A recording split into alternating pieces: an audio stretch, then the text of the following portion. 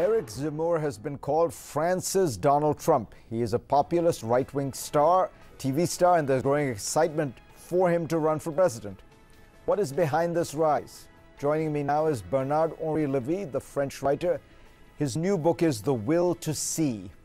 Bernard, I want to get to this book in a second. It is a completely fascinating mix of reporting, which you started going and helping as a kind of humanitarian interventions when you were in your 20s. You went to help liberate Bangladesh, goes all the way up to Libya and Afghanistan, of course.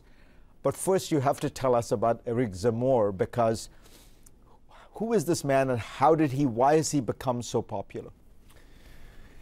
This man is a strange combination of a Jew and of a fascist, which is maybe it's French, I don't know, but it's very odd. He's a real Jew and he's a real fascist. And the combination gives a sort of vertigo, at least to me and to some of us. What I would say also is that you compared him to Trump. I'm not sure. He will be a bubble that will pop rather quickly. I don't believe at all that he will stay in the time. But you attacked him in an article in Le Point, which he then took on and attacked you. What's striking to me is you were one of the very few French intellectuals who took him on head on. Why? Are people scared of him? People are mesmerized by him, as they were in America by Trump at the beginning. People did not know how to take the phenomenon, how to handle it, and so on. So same for Zemmour. I attacked him very strongly in Le Point and in Tablet in America.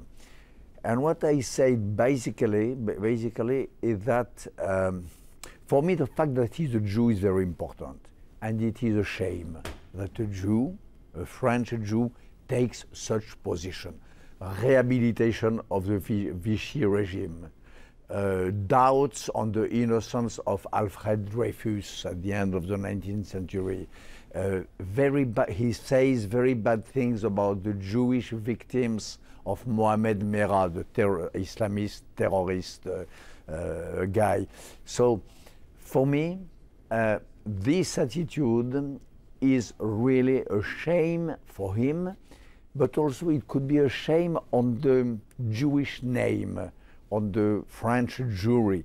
And there are a few Jews who are tempted to follow him because probably they feel that he will help them to get rid of the radical Islamists and things like that. And this annoys me a lot. That's why I very quickly wrote this strong attack, because the phenomenon seemed to me very serious on this ground. In this book, you talk a lot about all the interventions that you have tried to help. In almost every case, what you've tried to do is have the West help Democrats, people who seemed, liberal-minded. When you look at the collapse of Afghanistan, what is the lesson? We don't have a lot of time, but is there a brief lesson? I looked at Jack Sullivan. I disagree. It was not an endless war. It was a deployment, which is very different.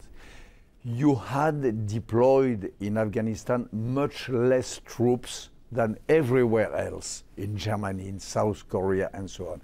And more important, you Americans did not fail in Afghanistan. You succeeded. Why? Because the free press was born. Because behind the shield of the mere presence of American troops, women liberated themselves. Because you had under the umbrella of America a vibrant, true civil society blooming. So I'm surprised to hear everywhere and at this level of Mr. Sullivan that it was a failure. It was a success. America in Afghanistan in the last 20 years succeeded. One final question. The AUKUS deal, the Americans excluding France. You have long promoted U.S.-French relations. How did you feel when you heard about that? I felt sad because for me the bond between America and France is a golden bond, a golden link and a bond of spirit, soul and heart. So everything which weakens the bond for me is bad for France and bad for America. Remember, America has been invented 2 centuries ago in order to be another Europe better, a better Europe. This is the original program of America. And each time that America turns its back to this program, it's not good. Since Barack Obama to Biden going through Donald Trump. Bernard-Henri Lévy, as always, a pleasure, and everybody should get this book, The Will to See, Dispatches from a World of Misery and Hope. And we will be back.